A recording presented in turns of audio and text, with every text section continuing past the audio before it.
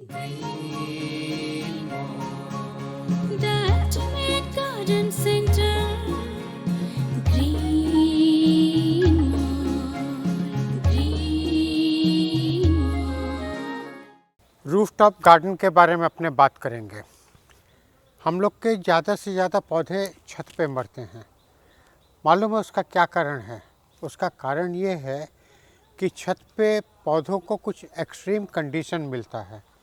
एक तो क्या है, बारिश के समय उनको लगातार बारिश मिलती रहती है और उनकी मिट्टी मॉइस्ट हो जाती है, एटमॉस्फेयर मॉइस्ट होता है और उस समय फंगस वगैरह हो कर के उनको डैमेज होता है।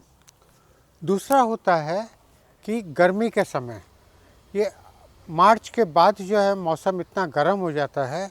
अप्रैल, मई, जून ये बड़े गर्म महीने होते हैं और इस गर्म महीने में जो प्लांट ज़मीन में ओपन में रह सकते हैं वो भी छत पे नहीं रह पाते हैं, क्योंकि छत पे बहुत ज़्यादा गर्मी होती है। जैसे छत हम लोग का कंक्रीट का, ब्रिक का, सीमेंट का बना होता है, तो वो पूरा गर्म हो जाता है और तवे की तरह से हो जाता है। उसके ऊपर हम जब एक प्लांट रखते हैं, वो पॉट, तो क्या होता है, पॉट को क्या मिलता है, नीचे से गर्मी मिलती है और उसके चारों तरफ से उसको गर्मी मिलती है और ये जो है एक आवन में तपता हुआ बन जाता है। लेकिन प्लांट की नेचुरल कंडीशन क्या है, नेचुरल रिक्वायरमेंट क्या है?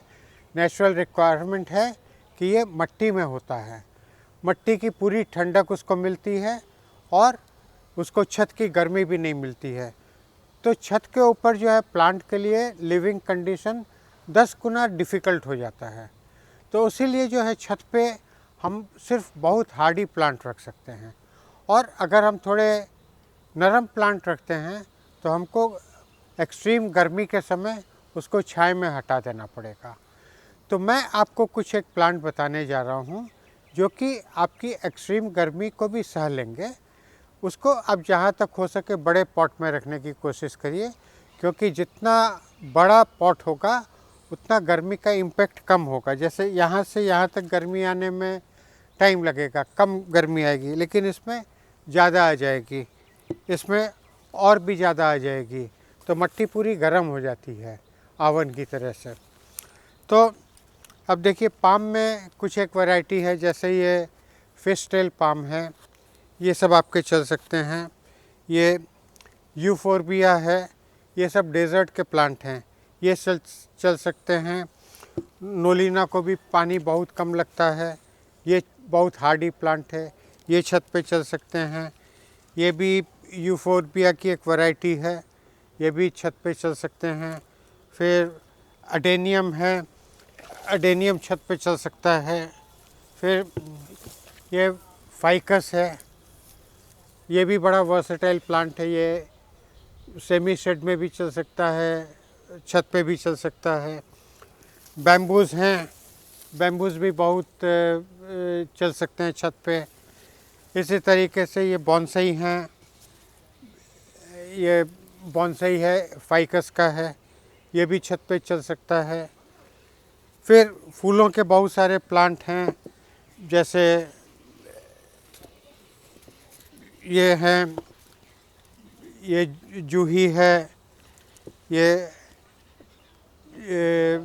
जवा है, गुड़ैल बोलते हैं इसको, ये रुइया है, ये सब जो है आपके छत पर चल सकते हैं। तो छत पे जो है हमेशा ध्यान रखिए कि आप वहाँ पे पॉट को अगर थोड़ा सा ऊपर उठा करके रख सकते हैं। मान लीजिए छत ये है, तो उसके ऊपर और एक ब्रिक रख दीजिए या कुछ इस तरह का सिस्टम बना दीजिए कि पॉट जो है छत से थोड़ा एलिवेटेड रहें, क्योंकि छत पे तो हमको प्लांट लगाना ही पड़ेगा, क्योंकि वही हम लोग की एक नंबर जगह है। तो छत के साथ साथ आपको थोड़ा साइड में भी जगह रखनी पड़ेगी।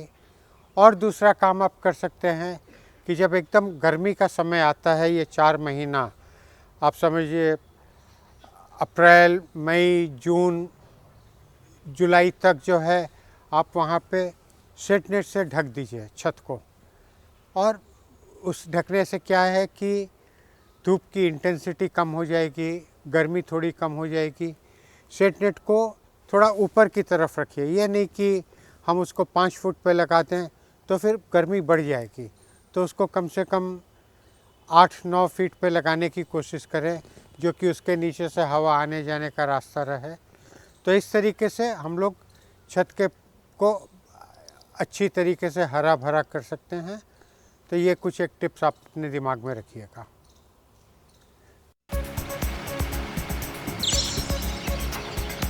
Green paradise, the ultimate river to fly, the ultimate river